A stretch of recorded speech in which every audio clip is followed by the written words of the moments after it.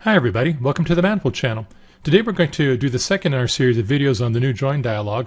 The preceding video showed how to do spatial joins using the join dialog, and now we're going to look at classic joins between tables. We're going to use the Fahili dataset, which Chris Fahili uses in his wonderful series of SQL books that are highly recommended by Manifold. And we're going to use two tables from that series, and this kind of is a hypothetical publishing application where there's a table that shows publishers here, and there's 4 publishers, and here is a table called titles that shows a variety of tables that are book titles that each publisher has.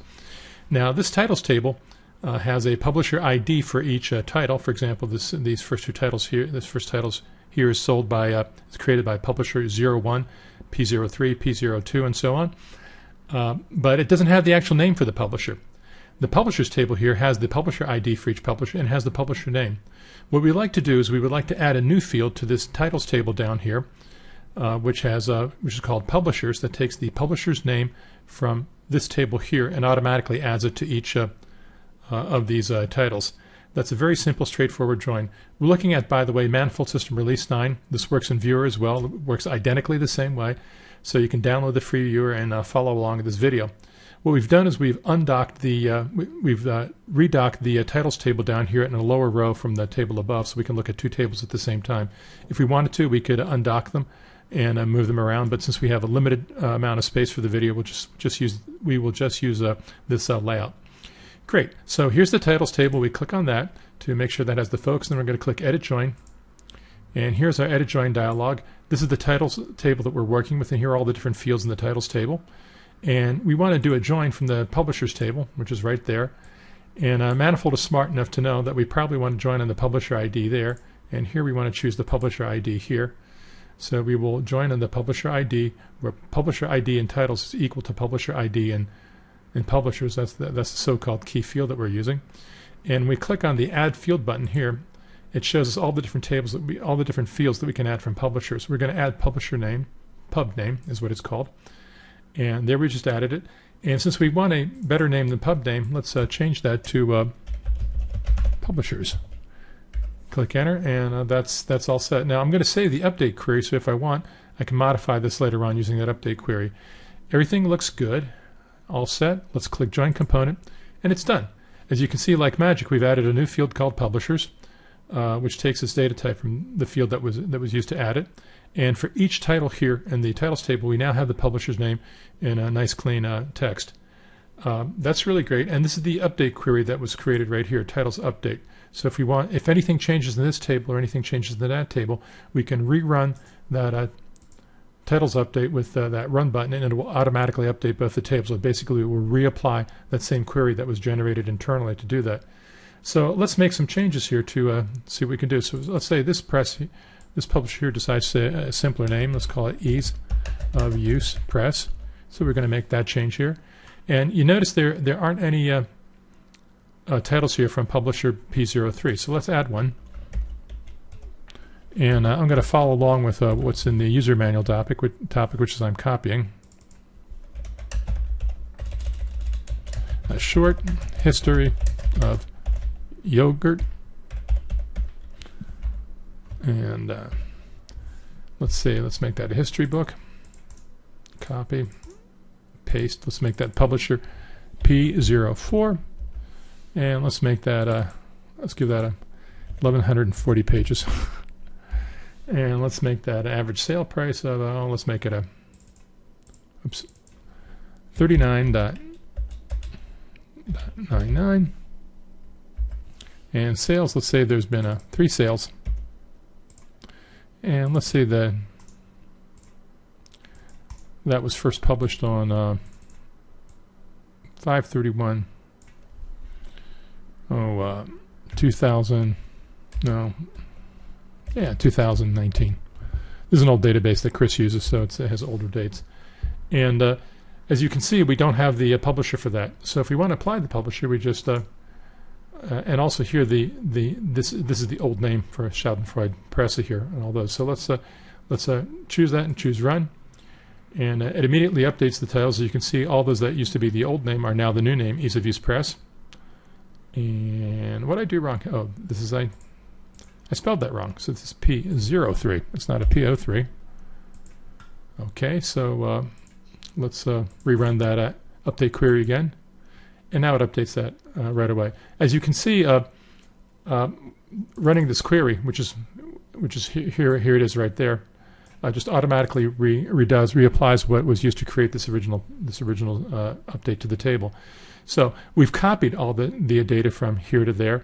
It's not a live link, which is kind of the way you want it for many purposes. If you ever want to update it, you just rerun that query. So now let's do the reverse thing. Let's do that was a one-to-many join. Now let's do a many-to-one join from titles to publishers. So I'm going to click here on publishers, and I'll click join. And what I want to do is I want to add some fields to the publishers table from the titles table. So here, let's put titles there. It knows I want to match pub ID, which is great. So let's add some. Let's see what I want to do. I want to say title name. And the way I'm going to add title name, I'm going to change this to all titles. And I'm going to use an aggregate function here, which is join tokens. And we'll see what that does when I run the query. And that'll create a field called all titles that has a list of all the title names taken from here. And now I want to choose the average sales. Let's generate an average sales field. And we're going to use sales for that. I'm going to rename this average sales. And the average the aggregate that I'll use is average. I'm double clicking here to change these. And now let's say get the date of the last publication. And for that I'll choose pub date. I'll rename that to let's see, last publication. Let's make sure to spell that right. And what I want to do is I want to take the maximum of the publisher date, which will give me the last publication. So that looks good. Let's save the update query again, and I'll choose join component. And like magic, there it is. What we did here is we created this list of titles from all titles, where it's aggregating all the title names and it's separating them with a comma. Then it took the average sales, it took all the items in the sales column, and it took the average of those for each publisher, all the titles for that publisher, and then took the last date of publication from the maximum of this publication field for each of the titles for that publisher. That's great, but let's say we want to modify that update query as well. And here's the query that it created: publishers update. Let's say we want to change this so that after the comma there's a space. All right, I'll double click on this query to open it, and what I'm going to do is I'm going to undock that to kind of get it out of the way. And the actual action that it's doing here is it's using the string token string here, and here's where the comma is. So after the comma, I'm going to put a space character like that. And now when I rerun this, and I can just, with the focus on this, I can rerun it, you can see it added a space character there. Now let's say I want to do something really cool. Instead of having all titles here in this list that are just a list of titles separated by space, I want to construct this as a JSON string. So I'm going to click up in comments where I've previously stored the what I copied and pasted from the user manual example. And because working this out in terms of how to create a JSON string from the titles takes a little bit of tinker time, at least for people like me who aren't all that fluid with those sorts of constructions. And what I'm going to do is I'm going to replace this string right here with that. And what it's basically going to do, it's going to use string join tokens, and it's going to apply these concatenations and then some more concatenations outside of that to create a JSON string. So now when I run that query, and I can either run this right now, or I can just close it and choose this, right click and choose run. It creates a JSON string where it automatically encases all these different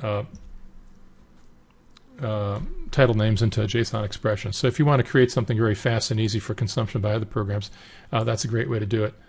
Okay, so we've seen all this really cool stuff. We've seen how you can do an update query and it automatically will update all that. What can we do next? Let's learn how to modify an existing field.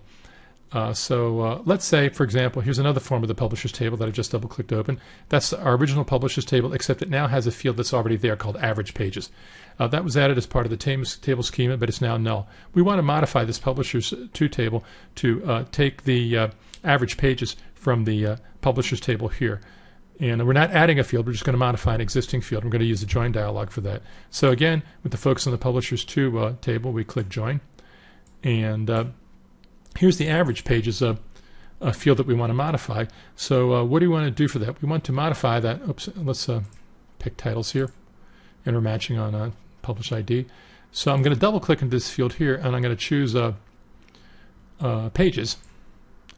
And as you can see, if we just did this, it would copy the first pages value that it hit into there. So instead, I'm going to change that to average.